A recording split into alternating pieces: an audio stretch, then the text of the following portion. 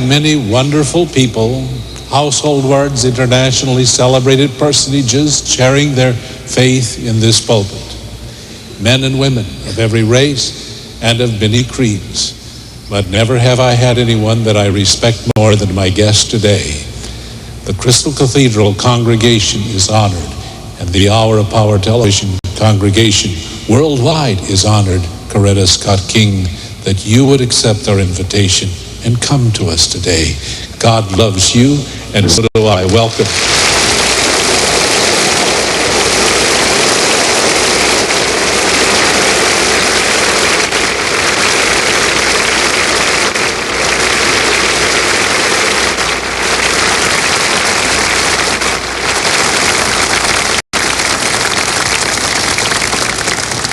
What was your first response when you heard your husband was killed?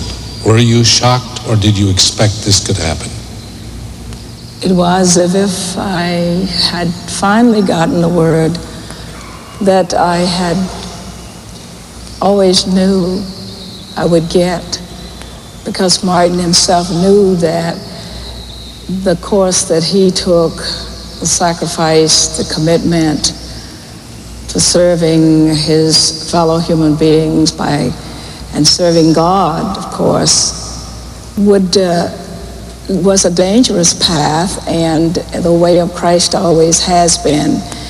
And throughout history, those people who have made that kind of a commitment have usually been sacrificed, and they are people who don't mind giving their lives for a great cause. And I prayed against hope, that maybe this was not it, this was not the time.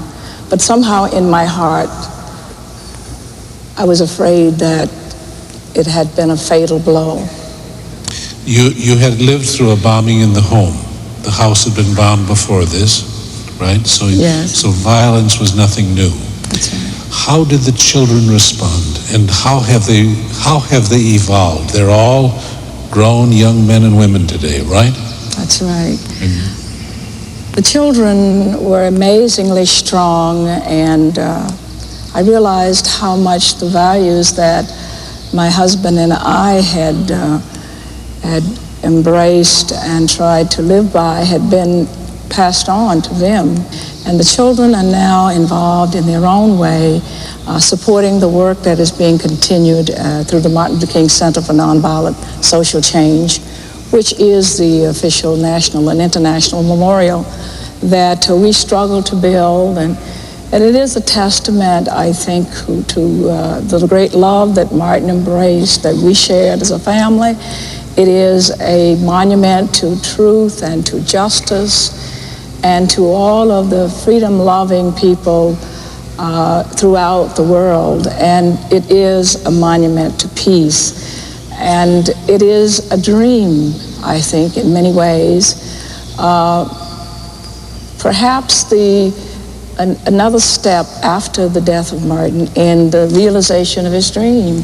Now, after the death, you carried on as a mother with the children, and you got the idea of the Center for Nonviolence. Is that true? That's true. And it was your dream that God gave you. Yes. I searched for a direction, and I prayed and asked that God would guide me in the direction that he wanted me to go.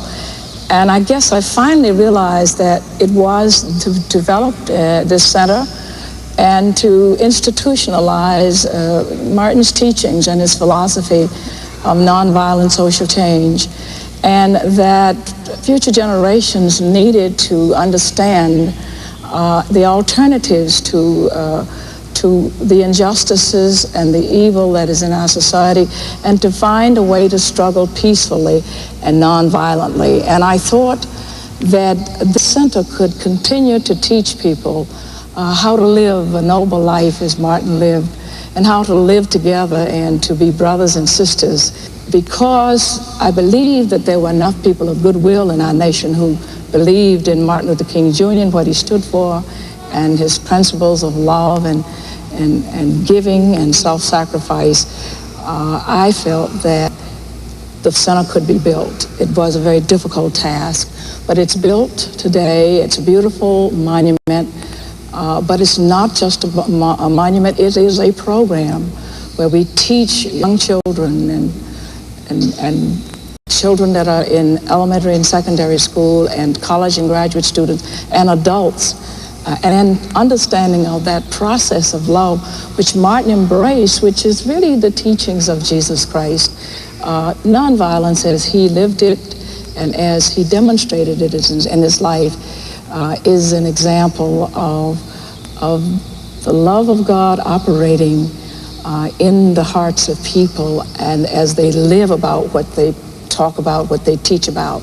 I think you do that in your ministry, Bob, and I think more people should be an example of what they say they believe in. I used to think, man, if somebody is going to try to be a peacemaker, and bring people together, he ought to really have a lot of respect. But I have discovered that is a very controversial thing to try to pull off. Well, yes, it is. It's strange indeed that people who try to make peace and bring about harmony, justice in the society and in the community, very often are suspect. Somehow people don't want to believe that you really are motivated in that regard. But I think in that process of your self-dedication and total commitment, you inspire a lot of people, and you cause a lot of change to take place within the lives of people. And as Martin worked and demonstrated how the power of love could be transforming in a collective sense in our society, he said he got his motivation and inspiration from Jesus and his techniques from Mahatma Gandhi. And somehow it was the same source that motivated both Gandhi and Martin, because Gandhi was inspired by the Sermon on the Mount. And that is the force that motivates you and all that you have accomplished here.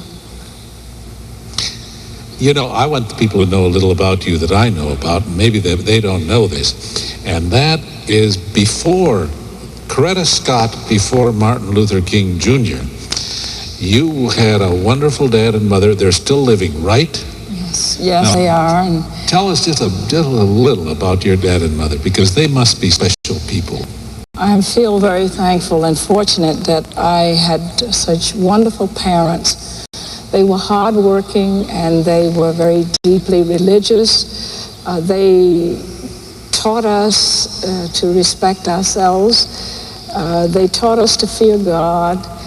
And they taught us that we must treat others as we would like to be treated. And they demonstrated that in their own lives. My father was a very, very strong person. So is my mother. So is my mother. They are 81 and 86, and they're not alive. They are not bitter. My father was threatened during his years of struggle trying to make a living for his family. Many times he was threatened, but he never lost hope, and he always behaved in a courageous manner. He said that in those days we were very segregated, and black people who tried to work hard and get ahead were very often disliked and even threatened by whites if they were working together. He said, if you look a white man in the eyes, he can't harm you. And today he has such great love and so much faith in the future.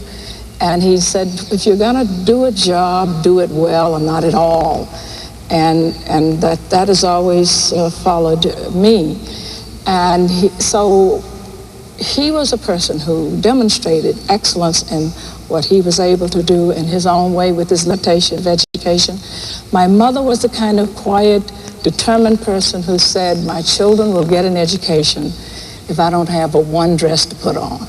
So I always knew that I was going to college, and I knew that I wanted to prepare myself because I had to free myself from the conditions of segregation and discrimination that I had grown up under. And in that process, I felt that it was important that I come back south and that I make my own contribution to help some other young people who may not have been so fortunate as I was. You went first to Antioch College, right? Yes, I was. Founded by Horace Mann. Yes, Horace Mann was the father of public education in our country. And Horace Mann said something to the graduating class, his first class at Antioch in the late 1850s. And that was, be ashamed to die until you've won some victory for humanity. And as a freshman entering Antioch College, I heard those words again and again. Repeat them. Be ashamed to die until you won some victory for humanity. Beautiful.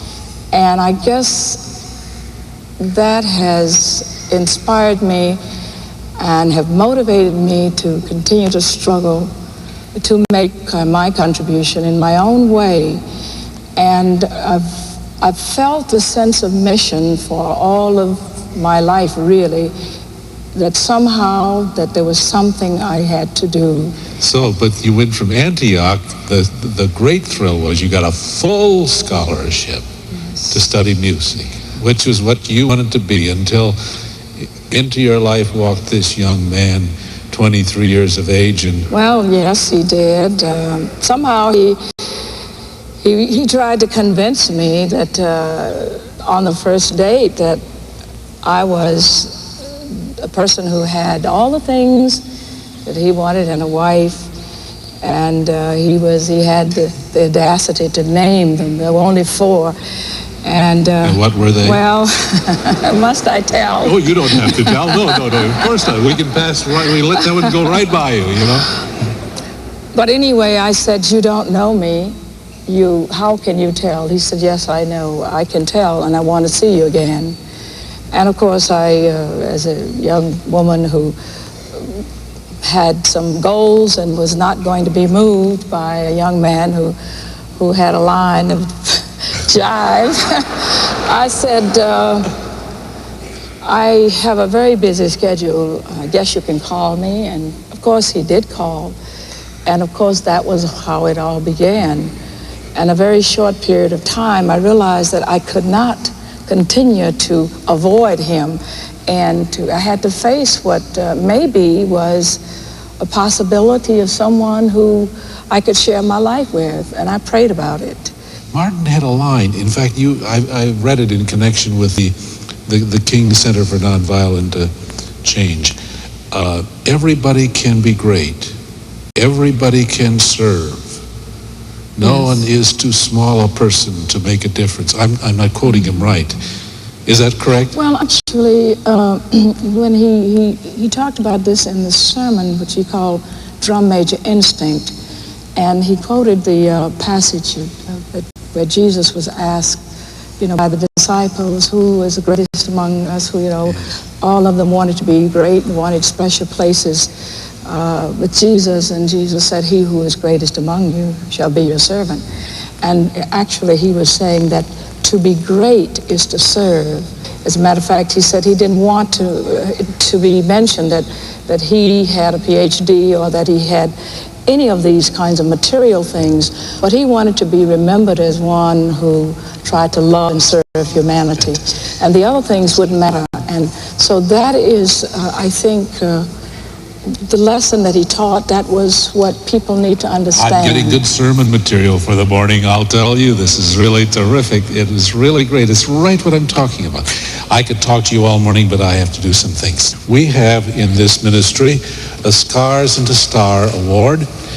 It says, Scars into Stars Award, presented to Coretta Scott King in the Crystal Cathedral, because you're turning your tragedy into a triumphant miracle by teaching millions of people the meaning of bravery in the face of incredible pain and suffering, the meaning of forgiveness in the face of unbelievable provocation, and how to turn a scar into star through your faith in Jesus Christ as Lord and Savior.